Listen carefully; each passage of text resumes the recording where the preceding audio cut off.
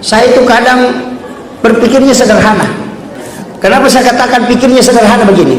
Imam Malik dengan Imam Syafi'i itu kan pernah berdebat. Imam Malik bilang rezeki itu tidak usah dicari. Coba, mungkin kita tidak sepakat. Kalau rezeki tidak usah dicari, kenapa mau dicari? Nah, sebelum kita lahir sudah ditetapkan. Kan yang ditetapkan ajal, kemudian jodoh, kemudian rezeki, dan antara baik dengan buruk kan sudah. Kalau sudah ditetapkan, ada malaikat yang disuruh bagi. Tidak mungkin dia tidak lihat rumahmu. Kenapa kau pusing? Rezeki sudah ditetapkan sebelum kau lahir. Kemudian ada malaikat yang suruh bagi, tidak mungkin salah bagi. Tinggal saja perbaiki ibadahmu, nanti dia yang antarkan, dan dia tidak mungkin salah alamat.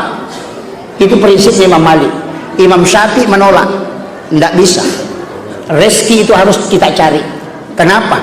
Burung saja kalau tinggal di sarangnya mati kelaparan. Coba kalau ada burung tinggal di situ, ada ayam tinggal di sarangnya, tidak keluar-keluar, mati juga itu. Makanya silakan keluar cari, baru bisa dikasih. Imam Malik mengatakan tidak. Kalau keluarnya mencari, nah kau dikasih. Semua orang yang mencari rezeki dapat rezeki. Tapi tidak semua. Kadang-kala sama-sama pergi mancing, baku bonceng, bawa pancing sama-sama. Yang dipakai mancing juga sama, dilempar pada air yang sama. Satu selalu matarik, satu selalu melotot, matanya tidak ada naik-naik. Padahal sama pekerjaannya, tempatnya sama, baku bonceng lagi berangkat.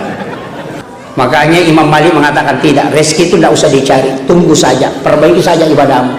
Allah yang mengatakan urus agamaku, saya urus rezeki dunia. Itu kuncinya. Oh, ternyata Imam Syafi'i tidak mau terima. Berdebat sampai subuh. Selesai sholat subuh, Imam Malik tinggal berzikir di masjid. Imam Syafi'i keluar jalan-jalan.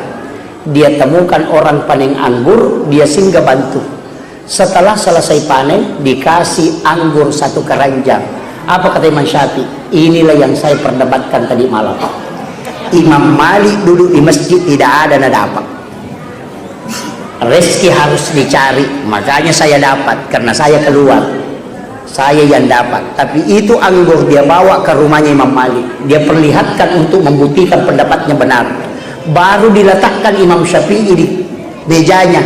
Imam Malik mengatakan itu pasti anggur. Mengatakan betul. Imam Malik mengatakan tadi malam aku kepingin makan anggur, makanya aku berdoa dan anggurnya datang, saya tidak bekerja.